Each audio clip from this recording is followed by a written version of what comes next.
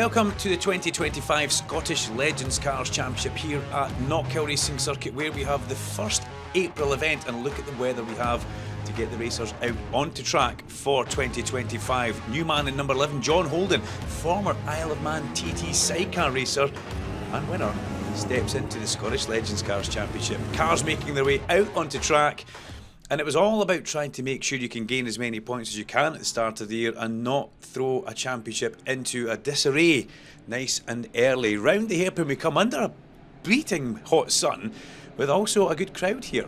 Let's see who can get the jump in towards turn number 1. Legends lining up two abreast as they come up the main straight behind our Honda Civic Type R pace car. The pace car pulls down the tri-oval, and we're now under the control of our pole sitter as we come up towards the lights. Watch for the big hitters in the pack. Ryan McLeish, Ben Mason, Dan Clark, Michael Weddle. These guys will make their way towards the front. No Stuart Black this weekend. The reigning defending champion is not here as he's battling a bit of a back injury at this moment in time as we come down towards Duffy's Dip, and thankfully we hold our breath. Everybody does get through. Ben Mason in 22. What a start for him as he gets into third place behind Ryan McLeish in 71. And the revolution has all started already because we have got, sideways out of turn 2.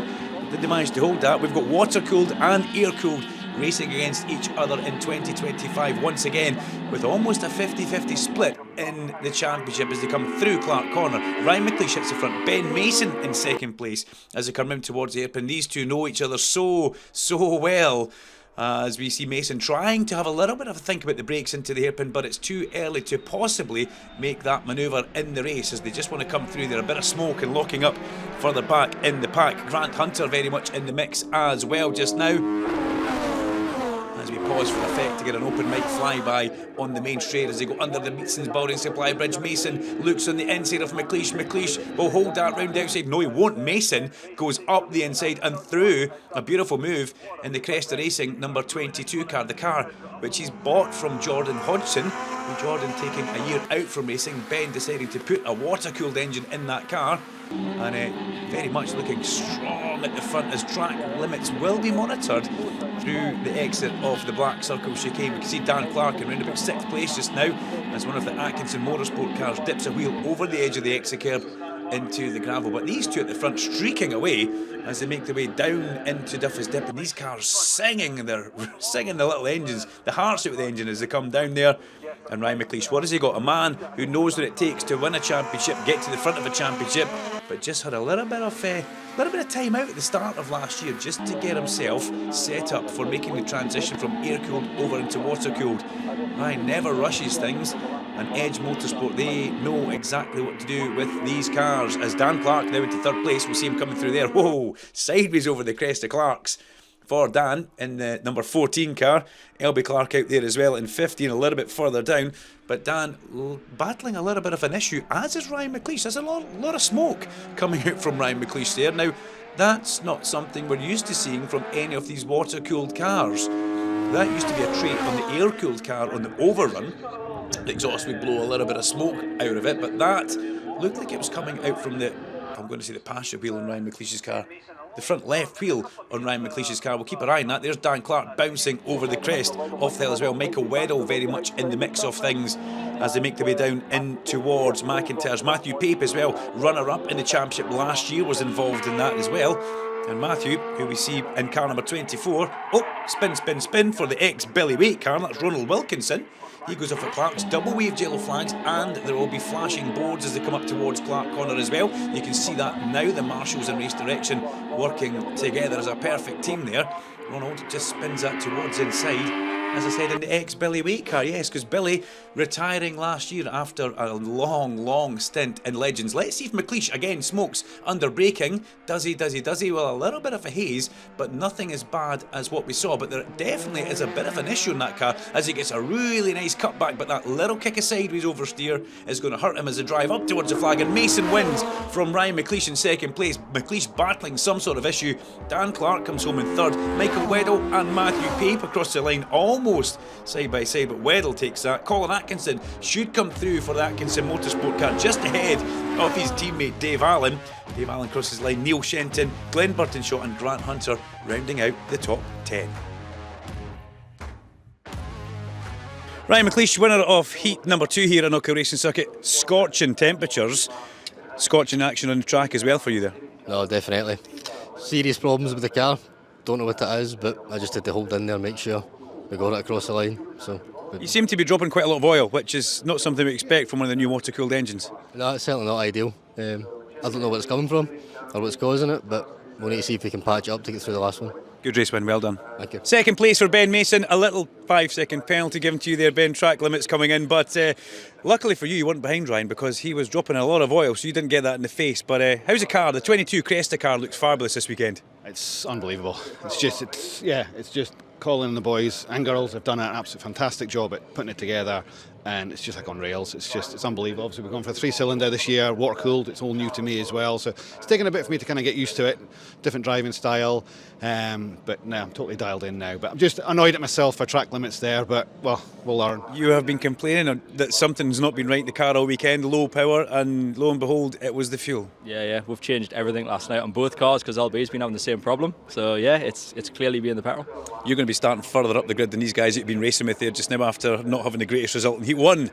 Yeah. Can we see Dan Clark on the top step for the final? I'm hoping I get through the pack now. Yeah, it was getting frustrating before, like the air coolers were literally just driving away from us in a straight line, so hopefully not now. It's Legends final time, as we saw that earlier heat there and that little misdemeanour from Ben Mason, something that we don't see very often, but track limits being policed by race direction.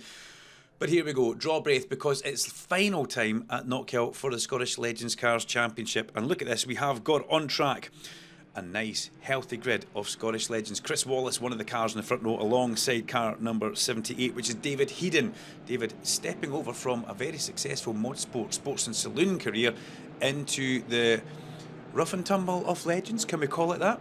Pace car pulls down, we're under starters orders, up towards the Beatsons Building Supply Bridge. All eyes on the bridge lights, a controlled start, no overtaking or no pulling out of line until you get over the actual start line. And that's policed as well as they go in towards the heat haze and down towards Duffus Dip. Headon makes a good start, as does Wallace. It looks like they're 3 or 4 wide in towards Duffus Dip. We all hold our breath while they get through. Oh, Headon's turned around. Wallace is turned around as well. There's carnage in the pack. And how did Ben Mason miss David Headon there? Fabulous bit of driving. Great shame for David Headon and for Chris Wallace as they both get tagged and turned round at Duffus Dip. But the Scottish legends getting through there with only Headon left stranded in the middle of the pack. Let's hope David can get that started. Hot engines are notorious for sometimes not wanting to go, as some of our marshals make their way down to see if they can give him a hand. David has, look at that, an experienced man reversing to possibly what will be the safer side of the track, and he'll get that away from the scene of the crime. As we are under a safety car for that one, which is properly understandable. You don't want to be going into Duffus Dip and finding a legend over the crest of the hill. Nice early restart from Grant Hunter. He aced that one in number 27 as they make their way in towards the hairpin. And through they come. Let's hold our breath for this one, just see if everybody gets through. For the second time of asking into Duffus Dip, the Atkinson Motorsport cars, the green cars, very much in the mix as well. And what have we got here? Oh dear, that looks like that's LB Clark, and that is not a good thing to see. A huge amount of smoke coming out of that and a high-pitched commentary voice. That is a black line of something on the track. LB Clark has had a fairly major technical failure as the marshals attend with a fire extinguisher. They've obviously seen something that we haven't. LB has switched the car off, the door is open, and well, I believe we'll have another safety car for that one as she gets out from the car. And watch this, this is going to be a rather unhappy racing driver. Well, she's very dainty, she walks away from that, not kicking or punching anything just yet. Dan Clark will be hearing all about that though when they get back to the Clark Motorsport awning.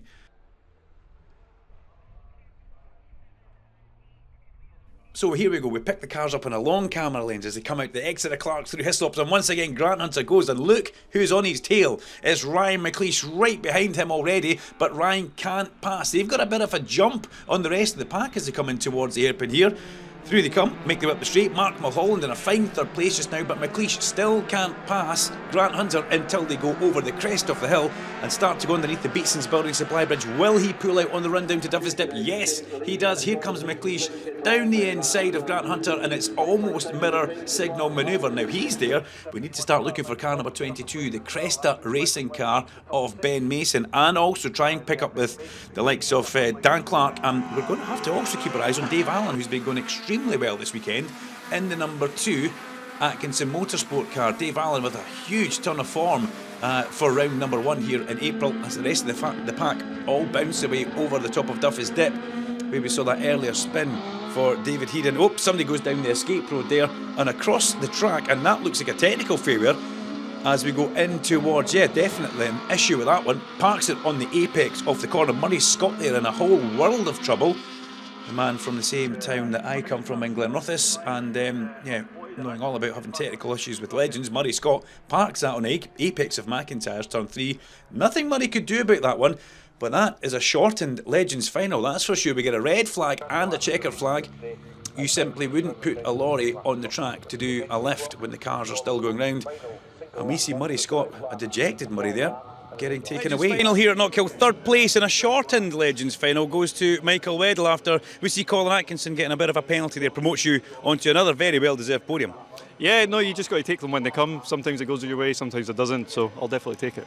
And the car's been pretty faultless throughout the course of the weekend for you.